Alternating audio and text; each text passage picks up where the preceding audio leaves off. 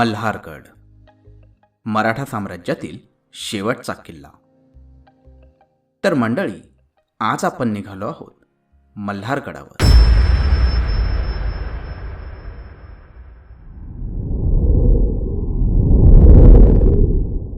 आज एका खास कारणासाठी आम्ही मल्हारगडावर निघालो.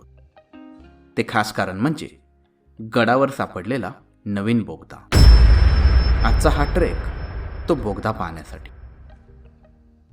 चला तर मग सुरू करूयात प्रवास मल्हारगडाचा. प्रवासाला निघण्यापूर्वी अजूनही सबस्क्राईब केले नसेल तर सबस्क्राईब करायला विसरू नका. आपले मुक्काम पोस्ट पुरंदर. सासवडपासून 6 किलोमीटरवर सोनोरी हे गाव आहे. सोनोरी गावातून समोरच मल्हारगड दिसतो.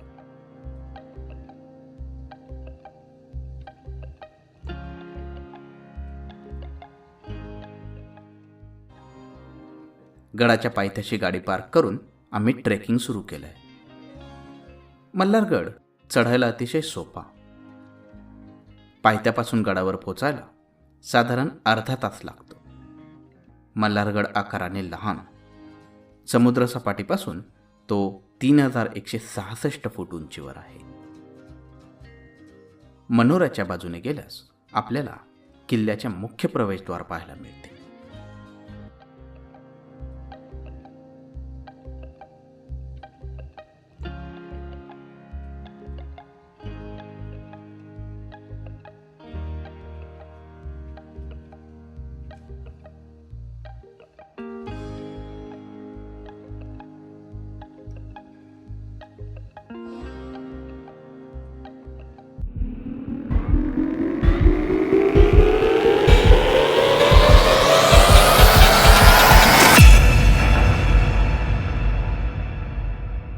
मनोऱ्याच्या बाजूने आपण पूर्वेकडील मुख्य दरवाजामध्ये प्रवेश करतोय.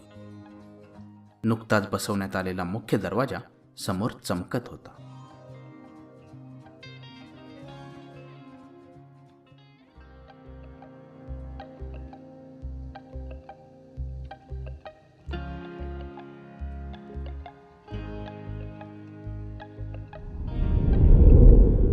महाराष्ट्राच्या सर्व किल्ल्यांमध्ये सर्वात शेवटी बांधला गेलेला गड म्हणून मल्हारगड प्रसिद्ध आहे. पुणे जिल्ह्याच्या दक्षिणेकडे वेल्हे तालुक्यातून सह्याद्रीच्या मूळ रांगेचे 2 फाटे फुटतात. एका रांगेवर राजगड आणि तोरणा आहेत. दुसरी रांग ही पूर्व पश्चिम पसरली आहे. तिला भुलेश्वर रांग असे म्हणतात. पुरंदर, वज्रगड, मल्हारगड, सिंहगड हे किल्ले याच रांगेवर येतात. पुण्यापासून सासवडला जाताना जो दिवेघाट पाहायला मिळतो, या दिवेघाटावर लक्ष ठेवण्यासाठी मल्हारगडाची निर्मिती केली गेली. किल्ल्याची निर्मिती इसवी सन 1757 ते 60 या काळातील असून पेशव्यांच्या तोफखान्याचे प्रमुख सरदार भीमराव पानसे यांनी ती केली.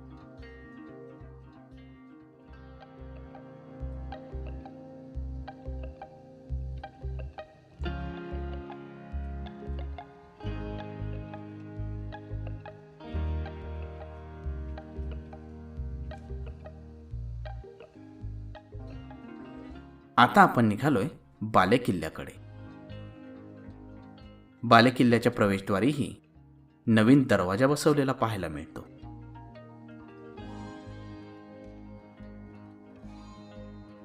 बालेकिल्ल्यात प्रवेश करताच समोर दिसतात 2 मंदिरे. यातील लहान देऊळ खंडोबाचे आणि मोठे महादेवाचे आहे.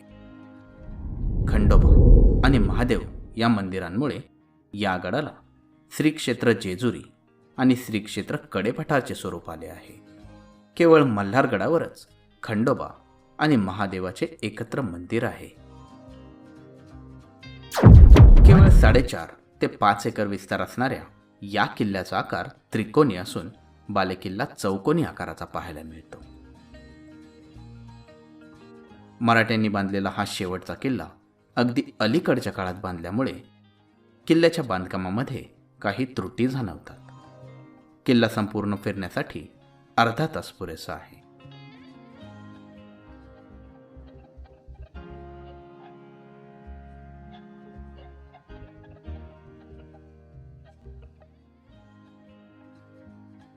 बालेकिल्ल्यावर शिवभक्तांकडून छत्रपती शिवाजी महाराजांची एक सुंदर मूर्ती बसवण्यात आली आहे. शिवरायांची मूर्ती बालेकिल्ल्यावर आलेल्या प्रत्येक शिवभक्ताचे लक्ष वेधून घेते. महाराजांचे दर्शन घेऊन आपण पुढे निघालो. समोरच काही मंडळी दुर्ग संवर्धनाचे काम करताना दिसली. राजा शिवछत्रपती दुर्ग परिवाराचे हे कार्यकर्ते. या मित्रांनीच आम्हाला किल्ल्यावरील नवीनच प्रकाशात आलेल्या बोगद्याचा मार्ग दाखवला. आहा, ज्यासाठी आज किल्ल्यावर आलो ते शेवटी पाहायला मिळाले. बोगद्यामध्ये आत उतरून आम्ही त्याच्या दुसऱ्या टोकापर्यंत जाऊन आलो. साधारण 20 फुटांचा हा बोगदा काही महिन्यांपूर्वीच प्रकाशात आलेला आहे.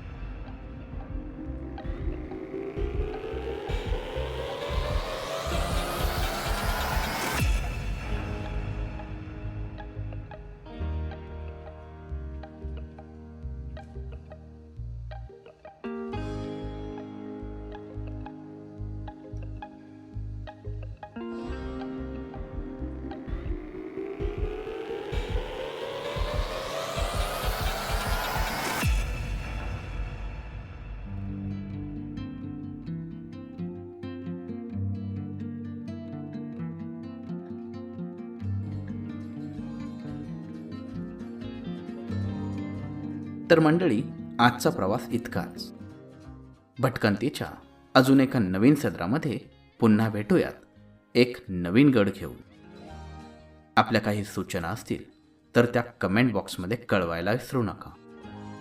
आणि अजूनही सबस्क्राईब केले नसेल तर सबस्क्राईब करायला विसरू नका. आपले मुक्काम पोस्ट पुरंदर.